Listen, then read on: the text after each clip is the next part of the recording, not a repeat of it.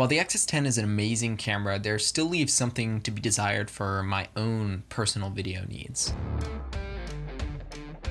Before we get started, I actually wanted to let you know if you need any personal help with the XS10, let me know in the comments, as my goal with this channel is to be as accessible to you directly while the channel's still small. So please leave your questions below, and it also helps out the video a little bit in the rankings, so for what it's worth. As someone who came from the Panasonic GH5, I haven't really had to think about battery life a whole lot. The GH5 and even the G85 have really good battery life, so I kind of took it for granted while shooting. But once I got the Fujifilm XS10, I noticed the batteries were about the same size as my G85 batteries, which was a bit of a red flag since the XS10 does more processing, has a larger sensor, etc., etc. And I was right in my suspicions because the very first thing that annoyed me about the XS10 was the terrible battery life. I haven't run any longer recording tests on a single battery, but on a given full day event shoot, for what I've done, I've been using 4 to 5 batteries each day. But with all that said, there are some solutions. The XS10 does support USB charging though, which is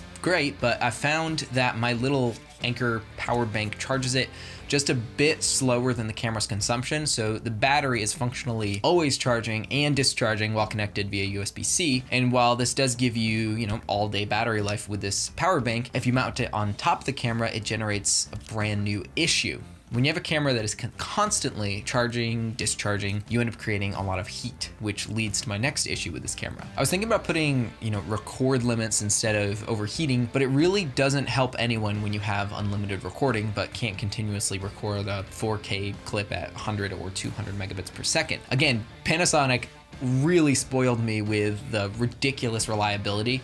And that's actually why I still own 2 G85s for those, longer recording events and that kind of thing. The XS10 does overheat pretty quickly on a hot day in direct sunlight. I'll be doing a separate overheating test video in the future, but at 4K 100 megabits per second in the direct sunlight, it only took about 13 minutes to overheat. It performs a whole lot better in the shade, but I still had it overheating indoors at around 80 degrees after about 30 to 40-ish minutes of recording. Once I switched to 1080p 50 megabits per second, I really didn't have any issues, at least in the shade, but like I said, I'll be testing this out to know, for sure. So be on the lookout for that video. Finally, the most annoying thing about this camera. Fuji seems to be teasing all of us with this beautiful little top dial that has C1 through C4, just waiting for video shooters to embrace an extra custom setting over even the GH5, which only has 3, and 2 more settings than the G85, which obviously only has 2. But I was sadly disappointed when I got my XS10. All of the XS10's custom dials are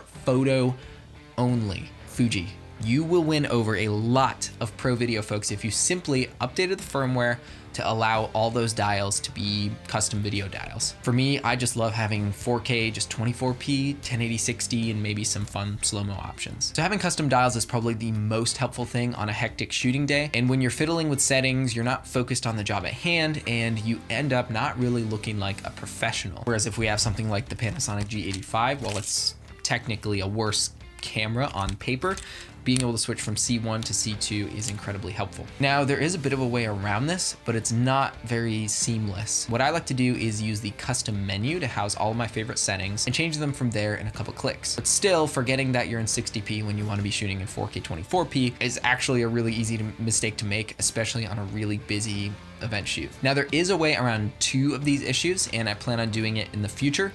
And it has to do with getting a Ninja 5 and a dummy battery, but I'll actually cover that in a future video as well. So again, be on the lookout. I was thinking maybe we can get a petition to Fuji to flash that custom setting firmware. They're pretty good at supporting their cameras on into the future, so I don't think it's beyond their ability. You know what I'll actually do? I'll go ahead and make a petition and then we'll just see where it goes. So follow the link below to sign the petition to get the XS10 to support video custom settings dials. And again, if you want some help with your XS10, leave any of your questions or comments below and I'll either answer them in the comments or on a future live stream.